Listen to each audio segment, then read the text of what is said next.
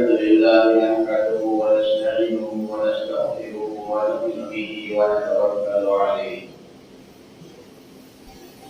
ونعوذ بالله من شرور انفسنا ومن سيئات اعمالنا من يهده الله فلا مضل له ومن يضلله فلا هادي له ونشهد ان لا اله الا الله وحده لا شريك له ونشهد ان سيدنا ونبينا ومولانا محمدا عبده ورسوله اما بعد فاعوذ بالله من الشيطان الرجيم بسم الله الرحمن الرحيم قال الله تبارك وتعالى في القرآن المجيد والفرقان الحميد يا أيها الذين آمنوا كتب عليكم الصيام كما كتب على الذين من قبلكم لعلكم تتقون آمنت بالله صدق الله العظيم وصدق رسوله النبي الأمين الكريم ونحن على ذلك لمن الشاهدين والشاكرين والحمد لله رب العالمين. قال الله عز وجل في شان حبيبه الكريم إن الله وملائكته يصلون على النبي يا أيها الذين آمنوا صلوا عليه وسلموا تسليما. اللهم صل على سيدنا شفيعنا حبيبنا كريمنا ونبينا مولانا محمد وعلى اله وصحبه وآله وبارك وسلم. معزز حاضرین کرام و سامعین، السلام علیکم ورحمۃ اللہ تعالی وبرکاتہ. الحمدللہ ہم سب اپنے خالق و مالک رازق سارے جہان کا بادشاہ اس کا شکر ادا کرتے ہیں کہ وہ رب ہمیں پھر سے ہمیں زندگی میں ماہ رمضان عطا فرمایا. یہ اس کا شکر ہے کہ ہمیں صحت و تندرستی کے ساتھ زندگی ہماری باقی رہی اور ہم نے پھر سے ماہ رمضان کو پایا. یقین جانے ہم جتنا بھی اپنے رب کا شکر ادا کریں کم ہے. جو انسان کل تک ہمارے ساتھ تھے آج وہ ہم میں سے موجود نہیں ہے. ان کے اعمال ختم ہو چکے، وہ اس دنیا سے جا چکے. آج وہ ایک ایک نیکی کے لیے ترس رہے ہیں. اپنے گناہوں سے معافی کے اسباب انہیں نظر نہیں آتا اور اپنے سروں پہ وہ سارا بوجھ لیے اپنے کیے کے قبر میں بھگت رہے ہیں. مگر جسے رب کی رضا حاصل ہوئی، جس نے رب کو راضی کیا، اپنے اعمال کو درست کیے اور وہ اس دنیا سے جب گئے تو رب تعالیٰ اپنے فضل سے کرم سے اسے قبر میں راحت نصیب کی.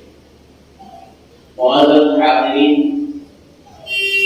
تو ہم اپنے پروردگار کا شکر ادا کرتے ہیں کہ مولا تیرا شکر ہے کہ تو نے ہمیں پھر سے جیتے ہی صحت و تندرستی کے ساتھ بغیر کسی علت کے اور مجبوری کے تو نے ہمیں ماہ رمضان عطا فرمایا اور پھر سے ہمیں تو نے موقع دیا ہم اپنے گناہوں سے توبہ کریں اور ہم تجھ سے رضا کو چاہیں، تیری رضا ہم چاہیں اور تو مجھ سے راضی ہونے والے اعمال پھر سے ایک بار ہمیں کرنے کا موقع دیا۔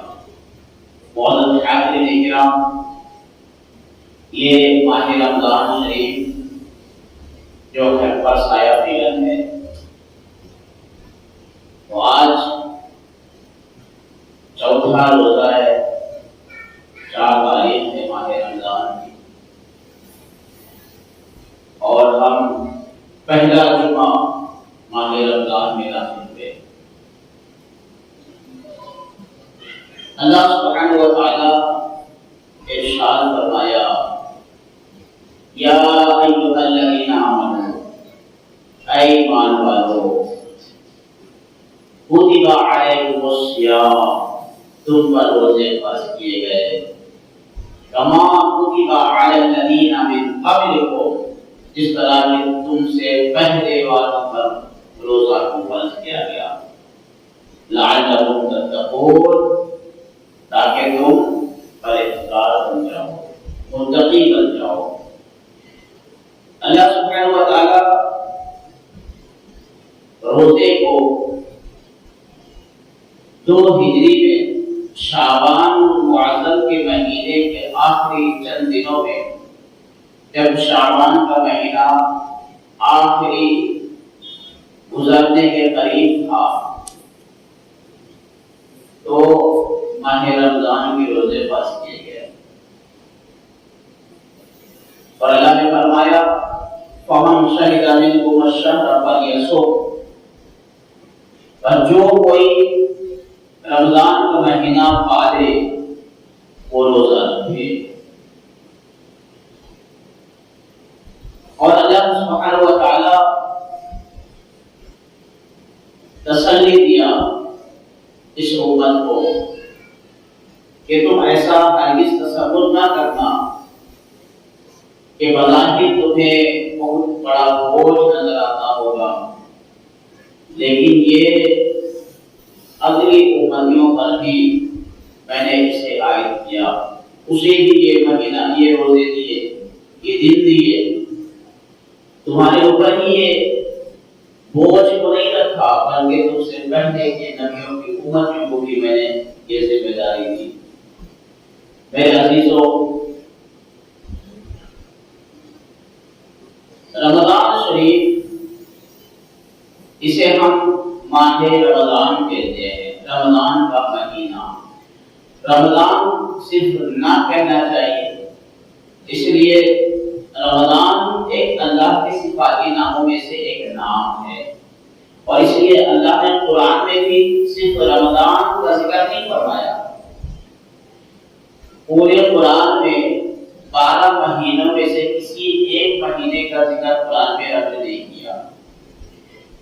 ماہ رمضان کے بارے میں اللہ نے ذکر فرمایا، اور فرمایا، شہر رمضان الذی انزل فیہ القرآن، شہر رمضان، یہ رمضان کے مہینے، شہر کہتے ہیں مہینے کو، رمضان کے مہینہ جس میں اللہ نے قرآن کو نازل فرمایا۔ تو شہر رمضان یعنی رمضان کا مہینہ، اس کا ذکر قرآن میں رب نے فرمایا، اور کسی مہینے کا ذکر نہیں، جس کی عظمت ایسے ہی دوبارہ ہے۔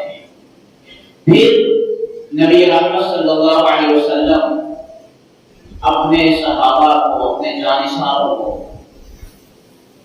ماہ رمضان کی فضیلت بیان فرماتے ہوئے جو ارشاد فرمائے، ان میں سے چند جملے یہ بھی تھے کہ میرے صحابہ، یہ ایسا مہینہ تم پر سایہ فگن ہونے والا ہے جس میں تم ایک نفل نماز ادا کرو گے، تمہیں فرض نماز کے برابر ثواب دیا جائے گا۔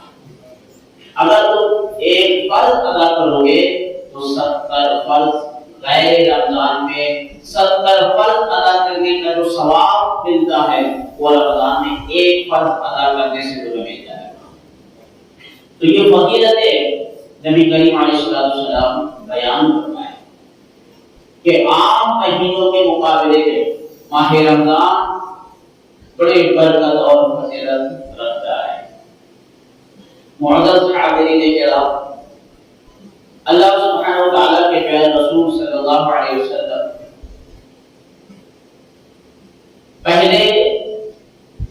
आशूरा का रोजा रखते थे, 10 मुहर्रम का रोजा, और अय्याम बैस के रोजे रखते थे, हर महीने की 13, 14, 15 ये अय्याम बैस के रोजे हुजूर रखा करते थे, सहाबा भी रखते थे। ये याद रखें कि रोजे का जो तसव्वुर है ये हर कौम के अंदर ये चला हुआ रहा है।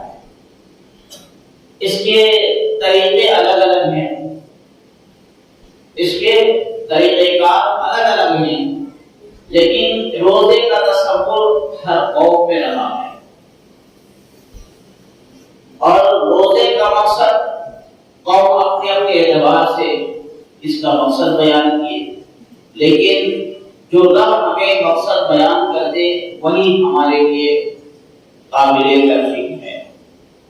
तो रोजे का मकसद रब ने क्या बयान फरमाया कि तुम परहेजगार हो जाओ, मुत्तकी हो जाओ, तक़वा वाला हो जाओ, ये मकसद रोजा है। तो नबी रहमत सल्लल्लाहु अलैहि वसल्लम की उम्मत पर जब 2 हिजरी में रमजान शरीफ माह रमजान का रोजा फर्ज किया गया, तो उस वक्त इब्तिदाई दौर में कुछ मुख्तलिफ अहकाम थे। मिसाल के तौर पर कि जो माह रमजान आया तो मगरिब से लेकर इशा तक, यानी जब तक बंदा सो नहीं जाता उस वक्त तक वो खा सकता है, खा पी सकता है। अगर वो सो गया तो सो के उठने के बाद उसके लिए रोजा चालू हो गया, वो नहीं खा सकता, नहीं पी सकता। ये इब्तिदाई दौर था, ये हुक्म था कि मगरिब से लेकर इशा तक, यानी सोने तक बंदा सो जाए उसके बाद अब उठने के बाद कुछ नहीं खा सकता। जैसे हम सेहरी करते हैं फजर के अज़ान से पहले, सुबह सादिक से पहले तक, और जब फजर का वक्त शुरू हो जाता है तो फिर हमारे लिए वो सारे फिक्र मना है, ना हम खा सकते ना पी सकते। तो इन चीजों से सहाबा इकराम उस इब्तिदाई दौर में इशा तक या सोने तक ही महदूद थी। उसके बाद सो गए, नींद लग गई, उसके बाद उठे तो फिर वो कोई खाना पीना नहीं कर सकते, फिर पूरी रात उसी तरह गुजारनी है, फिर दिन तमाम गुजारना है, फिर शाम में इफ्तार करना है। और एक तो ये वजह की बात थी, आज और उसमें सहाबा किराम की इब्तिदाई दौर में ये फर्क था। और एक ये था कि माह रमजान में बीवी से हमदर्दी नहीं किया जा सकता, ये मना था। ये 2 चीजें इब्तिदाई दौर में अल्लाह ने मना फरमाया। माह रमजान शुरू हुआ, ये रात में भी ये चीजें ममानियत में शुमार की गई। लेकिन एक बार वाक़या ऐसा हुआ कि हज़रत उमर फारूक रज़ियल्लाहु ताला अन्हु हुजूर की बारगाह में आए। माह रमजान शरीफ का रोजा चल रहा था, हुजूर की बारगाह में हाजिर हुए और कहने लगे, या रसूलल्लाह, मैं गुनाह कर बैठा, अल्लाह और रसूल का मुजरिम हूं, मुझसे गलती हो गई। तो नबी रहमत सल्लल्लाहु अलैहि वसल्लम ने फरमाया कि उमर, कौन सी गलती तूने की, क्या जुर्म है तुम्हारा? तो हज़रत उमर फारूक रज़ियल्लाहु अन्हु कहने लगे, या रसूलल्लाह, रोजा का महीना चल रहा है, माह रमजान है, रोजे में हैं, शाम के वक्त में, रात के वक्त में मैं अपनी बीवी के करीब गया तो मुझे एक अजीब सी खुशबू आई जिससे मैं मुतासिर हो गया और मैंने बीवी के साथ सोहबत कर लिया। तो नबी रहमत सल्लल्लाहु अलैहि वसल्लम फरमाया कि उमर, मुझे ऐसा नहीं करना चाहिए था। हज़रत उमर फारूक रज़ियल्लाहु अन्हु अफसरदा हो गए। इसी दरमियान में दूसरे सहाबा भी उठे, चंद सहाबा उठ के खड़े हो गए, कह रहे, या रसूलल्लाह, ये गलती मुझसे भी हो गई है। तो नबी रहमत सल्लल्लाहु अलैहि वसल्लम इरशाद फरमाए कि तुम लोगों को ऐसा नहीं करना चाहिए था। تو اللہ رب العزت نے پھر حکم کو نازل فرمایا اور کہا اے محبوب اب آپ کی امتیوں کے لیے اللہ تعالیٰ نے رات میں شادی شدہ جوڑے کو صحبت کرنے کی اجازت دیتا ہے۔ تو یہ ایک راحت، یعنی صحابہ کرام کی زندگی اس امت کے لیے ایک راحت کی سبب بن گئی اور یہ ایک پابندی اٹھائی گئی اور دن کی اجازت دی گئی۔ پھر اسی طرح سے واقعہ ہوا کہ ایک صحابی دن تمام مزدوری کیے، محنت کیے، گرمی میں دھوپ میں، اور جب گھر واپس آئے تو شام کا وقت تھا، افطاری کیے اور اپنے اہلیہ سے، اپنے زوجہ سے، اپنی بیوی سے کہنے لگے کہ مجھے کھانے کے لیے لاؤ۔ تو کہنے لگے کہ آپ جب تک آرام کریں ہم ابھی گرم گرم روٹی بنا کر کے تیار کر کے آپ کے پاس پیش کرتے ہیں۔ وہ صحابی رسول کمر سیدھی کرتے لیٹے، نیند لگ گئی، تھکے، دن بھر کے تھکے باندھے تھے، نیند کا غلبہ آیا، سو گئے۔ جب آپ کی بیوی روٹی تیار کر کے، کھانا تیار کر کے لے کے آئی وہ کیا دیکھتے کہ میرے شوہر تو سو گئے۔ اب وہ جگا دیے کہ اٹھے آپ کھانا کھا لیں۔ وہ کہتے ہیں کہ کیونکہ اب تو کھانا نہیں کھا سکتا، میں سو گیا۔ سو کے اٹھنے کے بعد حکم ہے کہ نہ کچھ کھایا جا سکتا ہے نہ پیا جا سکتا ہے، روزہ شروع ہو گیا۔ تو کچھ کھائے نہیں، پھر سو گئے۔ صبح ہوئی تو پھر اسی کیفیت میں، وہی حالت میں مزدوری کے لیے چلے گئے۔ پھر دوپہر تک وہ محنت کیے، اچانک کمزوری لاحق ہوئی اور وہ بے ہوش گر پڑے۔ جب بے ہوش ہو گئے اسے اٹھا کے لایا گیا اور شام میں نبی اکرم صلی اللہ علیہ وسلم کو یہ خبر دی گئی تو اللہ تعالیٰ نے پھر یہ بھی حکم کو اٹھا لیا اور فرمایا کلو وشربو کہ تم کھاؤ اور پیو یہاں تک کہ فجر کی صبح کی سفیدی ان کی کرنیں نمودار نہ ہو جائے۔ تو پھر اللہ کے رسول صلی اللہ علیہ وسلم یہ اعلان فرمائے کہ میرے صحابہ اللہ نے آپ کو اجازت دے دی ہے کہ تم رات بھر تم کھا پی سکتے ہو، صبح صادق سے پہلے تک۔ تو یہ دو چیزیں بعد میں یہ دو حکم اٹھائے گئے۔ تو یہ صحابہ کرام سے جو بظاہر غلطی ہوئی یہ امت کے لیے ایک رحمت کا سبب بن گیا۔ تو اس طرح روزے کے احکام میں دو تبدیلیاں ہوئی، دو حکم اٹھائے گئے۔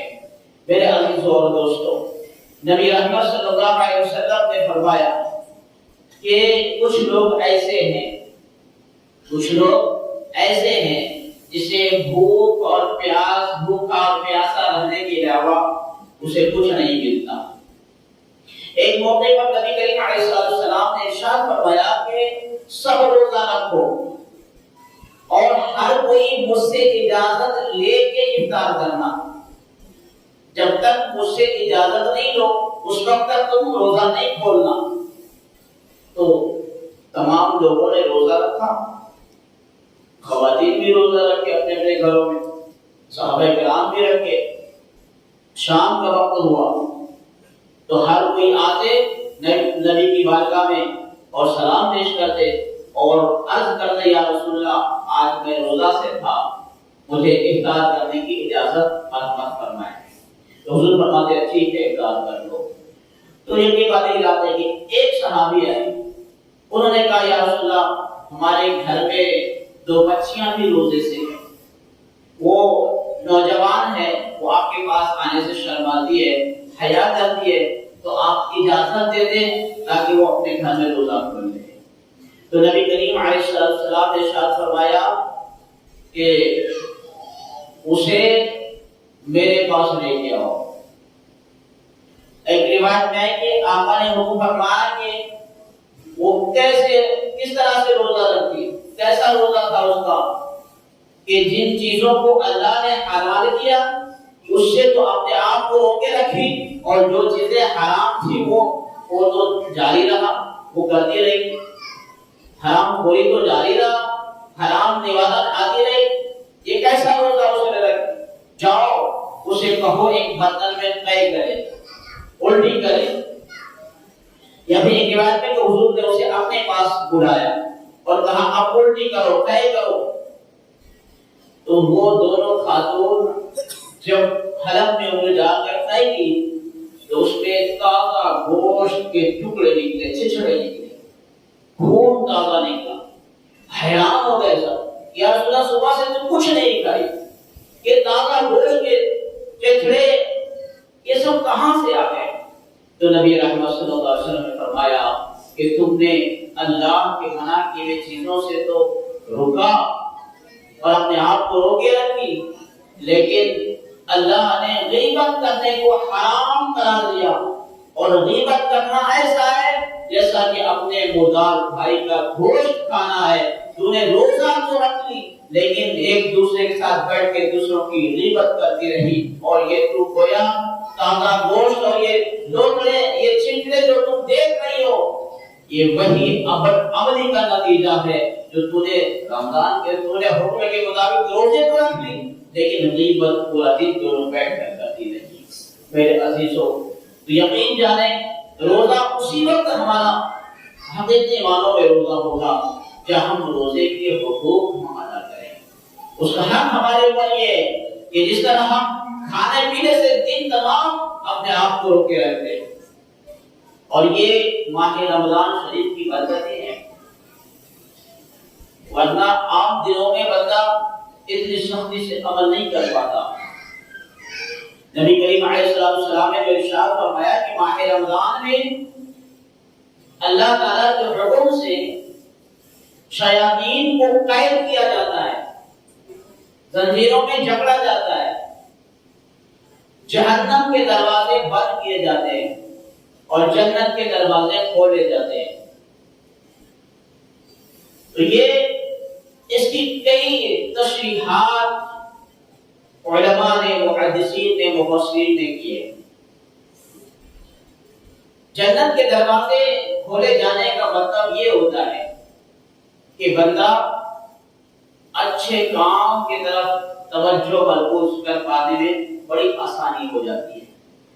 اور جہنم سے دروازہ بند ہونے سے مطلب یہ ہے کہ لوگ گناہوں سے دور ہو جاتے ہیں، گناہ کی طرف قدم نہیں بڑھاتے اور اپنے آپ کو اچھے اعمال آسانی کے ساتھ لوگ کر لیتے ہیں. جیسے آج ہم دیکھتے ہیں کہ جو 5 وقت نماز رمضان کے علاوہ نہیں پڑھتے وہ ماہ رمضان میں 5 وقت جماعت سے نماز پڑھ لیتے ہیں. یہ کس کی برکت ہے؟ اس کے اوپر گرا نہیں گزرتا، دشواری نہیں ہوتی اس کے اوپر، بڑے شوق سے بڑی آسانی کے ساتھ وہ نماز میں شریک ہو جاتے اور جماعت سے نماز ادا کرتے. فجر میں جو لوگ سوتے رہتے تھے ماہ رمضان آتے ہی وہ فجر میں اٹھ جاتے اور نماز مگر کی جماعت سے پڑھ پاتے. تو یہ برکتیں ہیں ماہ رمضان. یہ اس کے ایک وضاحتوں میں سے ایک یہ بھی وضاحت ہے کہ یہ آسانیاں ہو جاتے ہیں مومن کے لیے نیک اعمال کرنا، اچھے کام کرنے کی طرف اس کی رغبت پڑ جاتی ہے، اس کے لیے آسان ہو جاتا ہے. اور جو برائیوں کے سبب بندہ جہنم کے جانے کا سبب بنتا ہے گناہوں کی وجہ سے، تو وہ ان گناہوں کی طرف وہ رک جاتا ہے، نہیں کرتا، نہیں جاتا. ایک ڈر، ایک خوف پیدا ہو جاتا ہے. احترام رمضان ہے یہ میرے عزیزوں، میرے دوستوں. تو اگر ہم روزے کے مقصد کی طرف توجہ کریں تو یہ کیا ہے؟ روزہ رکھنے سے ہمیں تقویٰ ملنا چاہیے، ہم متقی بننا چاہیے تو روزہ رکھیں. دیکھیں انسان کے اندر جسم اور روح کا جو ملاپ ہے، جسم اور روح کا جو تعلق ہے، یہ دونوں الگ الگ چیزوں سے اس کی نسبت ہے.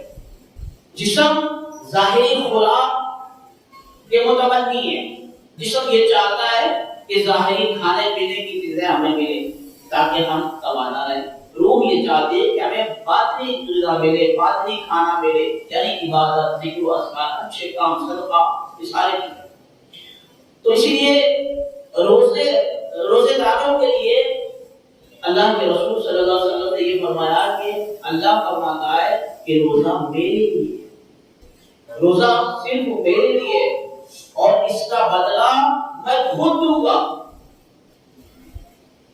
قرآن میں اللہ تعالیٰ نے ایک نیکی کو 10 نیکی، 10 سے 100، 100 سے 700 گنا تک اللہ نے ذکر فرمایا، اور یہ فرمایا کہ واللہ یضاعف لمن یشاء، اور اللہ جسے چاہتا ہے اس سے کئی گنا بڑھ کر بھی نیکیاں عطا فرما دیتا ہے۔ تو نیکیوں کی گنتی اور شمار کے اعتبار سے بھی اللہ نے اشارے دیے ہیں قرآن میں، لیکن روزہ ایک ایسی عبادت ہے کہ جس کے جزا، جس کے بدلہ اور جس کے اجر و ثواب کو اللہ نے موازنہ نہیں فرمایا، اور کہا روزہ میرے لیے اور اس کا بدلہ میں خود ہوں، یا پھر میں خود اس کا بدلہ دوں گا۔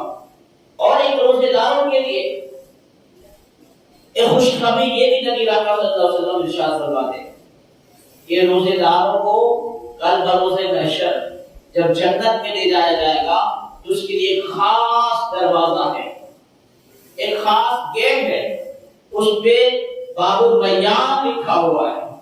اس دروازے سے دوسرا اور کوئی شخص، کوئی بندہ نہیں گزرے گا، صرف روزے دار ہی اس دروازے سے داخل ہوگا۔ اس دروازے سے وہی لوگ انٹری کریں گے، وہی لوگ گزریں گے جو روزے دار ہوں گے۔ اس راستے کی خصوصیت یہ نبی اکرم صلی اللہ علیہ وسلم نے ارشاد فرمایا کہ اطراف و اطراف جیسے ہی داخل ہوں گے تو بہت بڑی بڑی نہریں ہوگی، اور اس میں سے روزے دار پیئیں گے، اور جنت کے اندر داخل ہونے سے پہلے پہلے اسے سیراب کیا جائے گا۔ وہ دودھ سے زیادہ سفید، شہد سے زیادہ شیرین اور صاف و شفاف اسے ایسا جام پلایا جائے گا کہ جیسے آج روزہ رکھنے کے بعد بندہ پیاس کی شدت کو برداشت کرتا ہے، اللہ تعالیٰ پہلا انعام یہ عطا فرمائے گا، اس راستے سے داخل ہوتے ہی وہ ہمیشہ کے اس کی پیاس بجھ جائے گی۔ ایسا جام اللہ عطا فرمائے گا۔ وہ دروازے کو خاص طور پر رکھا ہی گیا ہے روزے داروں کے لیے۔ میرے عزیزو، نبی رحمت صلی اللہ علیہ وسلم نے ارشاد فرمایا کہ روزے داروں کے لیے 2 خوشیاں ہیں۔ ایک خوشی افطار کے وقت، ہم روزہ رکھتے ہیں تو جب عصر کی نماز پڑھتے ہیں تو ہمیں ایسا لگنے لگتا ہے کہ اب وقت قریب آ گیا، بس چند ساعتیں ہیں، گھنٹہ، آدھا گھنٹہ، پونا گھنٹہ ہو گیا ہے، اب ہم روزہ کھولیں گے۔ ایک اندر سے خوشی محسوس ہوتی ہے، ایک فرحت ہمیں ملتی ہے۔ تو یہ ایک روحانی خوشی ہے، یہ ظاہری نہیں ہے، یہ روحانی خوشی ہے، روح کی طرف تازگی ہے جو ہمیں محسوس ہوتا ہے۔ تو جب افطار کے وقت ہم بیٹھتے ہیں تو پھر افطار کرتے ہیں تو آدمی پرسکون ہو جاتا ہے، ایسا لگتا ہے کہ ساری دنیا کی نعمتیں اس سے مل گئی، بڑا پرسکون ہو جاتا ہے۔ تو یہ اللہ کے رسول صلی اللہ علیہ وسلم ارشاد فرماتے ہیں کہ روزے داروں کو 2 خوشیاں ملتی ہے، ایک روزہ افطار کے وقت اس دنیا میں، اور ایک جنت میں اللہ تعالیٰ اپنا دیدار عطا فرمائے گا۔ روزے داروں کو اللہ اپنا دیدار عطا فرمائے گا، ایک خوشی وہاں ملے گی۔ جس دیدار کو پانے کے لیے نبی رحمت صلی اللہ علیہ وسلم ایک صحابہ کرام کے درمیان ایک بار ذکر فرما رہے تھے کہ جنت میں اللہ تعالیٰ تمام بندوں سے ارشاد فرمائے گا، اے میرے بندو بتاؤ جنت میں کسی چیز کی کمی ہے، کوئی ایسی نعمت ہو جو جنت میں موجود نہ ہو؟ تو سارے کہیں گے یا اللہ میں تو سوچ بھی نہیں سکتا، وہ نعمتیں، ساری نعمتیں جنت میں پا رہا ہوں، کسی چیز کی کمی نہیں۔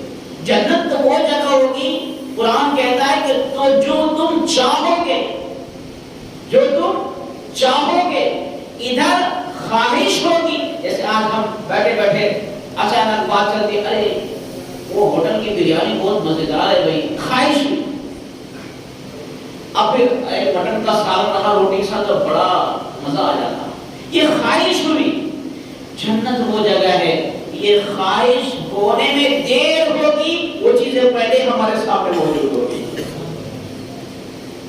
اللہ فرماتا ہے قرآن میں تم چاہو کہ وہ جنت میں حاضر رہے گا، تمہاری خواہش ہوتے ہی وہ چیزیں تمہارے پاس موجود ہوگی۔ اللہ اکبر۔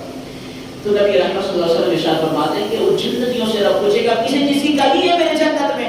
تو سب کہیں گے مولا ہر چیز ہے میرے جنت میں، لیکن کچھ ایسے گروہ ہوں گے، کچھ ایسے لوگ ہوں گے جو ایک کونے میں، ایک سائڈ میں، کنارے میں غمزدہ ہوں گے۔ تو اللہ فرمائے گا کہ میرے فرشتوں سے پوچھو کہ جنت میں کیا کمی ہے، کون سی چیز ایسی ہے جو اسے نہیں میسر ہوئی، کس چیز کی کمی وہ محسوس کر رہے ہیں، اسے پوچھو۔ تو فرشتے پوچھیں گے کہ اے اللہ کے بندے یہ بتا تو افسردہ کیوں ہے، غمزدہ کیوں ہے، تیرے چہرے پہ مایوسی کیوں ہے، اداسی کیوں ہے؟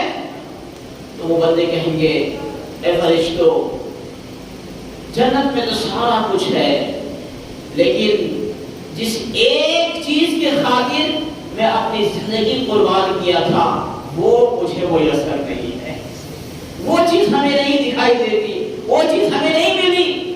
فرشتوں سے وہ بندہ کہے گا کہ میں ایک شہید ہوں، میں دنیا میں اللہ کے دین کے لیے، اس کے رسول کی شریعت کے لیے اور اللہ اس کے رسول کے اسلام کی صداقت و حقانیت کے خاطر میں نے اپنے گردن کو کٹوایا، میں اپنے جسم کو چھلنی کروایا، میں اپنے آپ کو شہید کروایا۔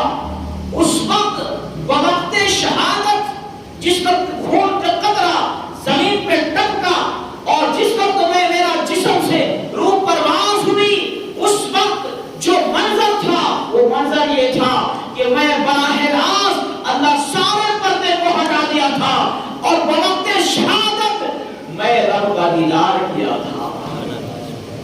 میں جنت میں ساری چیزوں کو دیکھتا ہوں، لیکن میں جس وقت شہادت میں رب کا جو دیدار کیا تھا، جو وہ لذتیں ہمیں ملی تھی، وہ لذت اب تک ہمیں جنت میں نصیب نہیں ہوا۔ وہ رب کا دیدار کو متمنی ہو، ان کے دیدار کے وقت میں جو لذتیں، جو خوشیاں نصیب ہوتی ہے، جنت کے سارے نعمتوں میں وہ خوشی نہیں ہے جو دیدار خدا میں جو لذتیں اور خوشیاں نصیب ہوتی ہیں۔ تو میرے عزیزو، ایک شہید شہادت دے کر، قربانی دے کر، چاند کو نذرانہ پیش کر کے جو رب کا دیدار اسے میسر ہوگا، وہ ایک روزے دار کو روزہ رکھ کر جنت میں وہ لطف، وہ مزہ، وہ خوشی، وہ لمحے اللہ ایک روزے دار کو عطا فرمائے گا۔ کتنی خوشی اور مسرت کی بات ہے میرے عزیزوں۔ تو روزہ ہم رکھیں تو ہمارے اعضائے بدن، ہمارے ہاتھ، ہمارے آنکھ، ہمارے کان، ہمارے ناک، ہمارے منہ، ہمارے پیر، ان چیزوں کو بھی، کان کو بری چیزوں کو سننے نہ دیں، زبان سے ایسے فحاشی گفتگو نہ کریں، بے حیائی کی باتیں نہ کریں، گالی گلوچ نہ کریں، کسی کی غیبت چغلی نہ کریں، نہ سنیں، اور اپنے پیروں پہ چل کر کسی گناہ کام کی طرف نہ جائیں۔ ان پیروں کا استعمال اچھے کاموں کی طرف، اچھے مجلسوں کی طرف کریں، مسجدوں کی طرف کریں، آنکھوں سے قرآن دیکھیں، قرآن کے الفاظ دیکھیں، قرآن پڑھیں، اچھے لوگوں کے پاس جائیں اور ایک نام کی بارگاہ میں حاضری دیں۔ اپنے آنکھوں کی بھی حفاظت کریں، اپنے کانوں کی حفاظت کریں، اپنی زبان کی بھی حفاظت کریں، اپنے ہاتھوں کی بھی حفاظت کریں۔ یہ ہاتھوں سے کسی کو تکلیف نہ پہنچے، کسی کے اوپر ظلم نہ کریں، کسی کو اذیت نہ پہنچائیں، کسی کا سہارا بنے، کسی کو سہارا دیں ان ہاتھوں سے، کسی مجبور کو اٹھائیں۔ میرے عزیزوں، تو ان چیزوں کا بھی ہم کو خیال بے حد ضروری ہے، اور ان چیزوں کا ہم خیال رکھ پانے میں کامیاب ہو گئے تو پھر اللہ نے جو کہا کہ تاکہ تم متقی بن جاؤ، پرہیزگار ہو جاؤ، تو روزہ کا یہ ریزلٹ ہے، اس کا سرٹیفکیٹ۔ اگر ہم روزہ کی سرٹیفکیٹ اگر ہم چاہتے ہیں تو اس کے سرٹیفکیٹ کیا ہے، کامیابی کیا ہے؟ ہم متقی بن جائیں، ہم پرہیزگار ہو جائیں، اللہ کے محبوب بندوں میں ہم شامل ہو جائیں، یہ اس کا ریزلٹ ہے۔ تو اس میں ہم کامیاب ہو جائیں گے انشاءاللہ۔ اگر ہم ان چیزوں جیسے ساتھ میں ہم اب دیکھیں جسم کی عمر کتنی گیا گزرتی ہے، بندہ دن تمام بھوکا رہتا ہے، پیاسا رہتا ہے، افطاری کرتا ہے، تھکان رہتی ہے، وہ چاہتا ہے سو جائے، لیکن پھر مسجد کو آتا ہے، عشاء کی نماز پڑھتا ہے، پھر طبیعت چاہتی ہے کہ پھر چھوڑ دے، تراویح نہ پڑھے، 20 رکعت تراویح پڑھتا ہے، پھر بھی بندہ کھڑا ہو جاتا ہے، پھر 20 رکعت تراویح پڑھتا ہے، پھر اپنے جسم کو مشقت پہ ڈالتا ہے، تھکاتا ہے، پھر جاتا ہے، پھر طبیعت چاہتی ہے کہ سکون سے سو جائے، پھر انتظار پہ رہتا ہے کہ کہیں سحری کا وقت نہ ہو جائے، میں سو کے نہ رہ جاؤں، پھر قیام گزرتا ہے، پھر بھی وہ اٹھتا ہے اور پھر کھاتا ہے، پھر کھانے کا طبیعت چاہتی ہے پھر سو جائے، لیکن پھر عصا ہو جاتی ہے، پھر فکر ہوتی ہے کہ فجر کی نماز ہم کو پڑھنا ہے، پھر فجر کی نماز کو آتا ہے، نماز پڑھ کے پھر گھر جاتا ہے، پھر سوچتا ہے، پھر آرام سے سو جائے، پھر خیال آتا ہے کہ ہم کو نوکری پہ جانا ہے، ہم کو ڈیوٹی پہ جانا ہے، ہم کو محنت کرنا ہے، ہم کو حلال کمائی کروانا ہے، ہمارے بچوں کے ہمیں پیٹ بھرنا ہے، پھر نکل پڑتا ہے۔ یہ روٹین رمضان میں بندے کو ہوتا ہے، تو اس سے کیا ہوتا ہے؟ جسم انسان کا کمزور ہوتا جاتا ہے، اور جب جسم کمزور ہوتا ہے تو ایک روحانی طاقت بیدار ہوتی ہے، جب روحانی طاقت بیدار ہوتی ہے تو جسم کمزور ہونے کے بعد بھی انسان کو کمزوری محسوس ہونے نہیں دیتا، کہیں کسی جگہ بھی انسان نہیں رکتا، کہیں کسی جگہ بھی مجبور ہو کے نہیں بیٹھتا، سستاتا بھی نہیں، غفلت کا شکار بھی نہیں ہوتا، یہ خاص روحانیت کا فیض اسے نصیب ہونے لگتا ہے۔ کیونکہ جسم جب کمزور ہوتا ہے نا تو روح کا غلبہ ہونے لگتا ہے، اس کی طاقت بڑھنے لگتی ہے۔ میرے عزیزوں، میرے دوستوں، تو یہ ماہ رمضان ہمارے لیے ایک بہت ہی خوشخبری، بہت بڑے سوغات لے کر یہ مہینہ ہمارے پاس مہمان بن کر یہ مہینہ ہمارے پاس آئیے، تو ہم اس کی قدر کریں، احترام کریں۔ میرے عزیزوں، جو روزہ نہیں رکھے کسی شرعی عذر کی بنیاد پر، لیکن پھر بھی وہ کھلے عام کھانے پینے سے اپنے آپ کو بچائیں، کیونکہ ماہ رمضان کے روزے کے احترام ضروری ہے، رمضان کے مہینے کے احترام اور ادب ضروری ہے ہر ایک کے لیے۔ اگر کسی وجہ سے روزہ نہیں رکھتے، کسی بیماری کی وجہ سے، تو علی اعلان کھانا پینا سخت منع ہے، ہرگز نہ کریں گے، ماہ رمضان کی بے حرمتی ہوگی اور کچھ بھی اس کے ساتھ معاملہ ہو سکتا ہے، رب کی ناراضگی موڑ لیا جا سکتا ہے ایسے اعمال سے، بچے ایسے چیزوں سے۔ اگر کسی کو کسی مجبوری عذر کے تحت ایسا کرنا پڑ رہا ہو، میرے عزیزوں، میرے دوستوں، آخر میں رب کریم کی بارگاہ میں دعا ہے، مولا ہم سے بولنے میں اور سامعین کے سننے میں اگر کسی قسم کی کوئی غلطی ہوئی ہو تو اپنے فضل و کرم سے معاف فرما، ہم سب کو بولنے اور سننے سے زیادہ عمل کرنے کی توفیق و رفیق عطا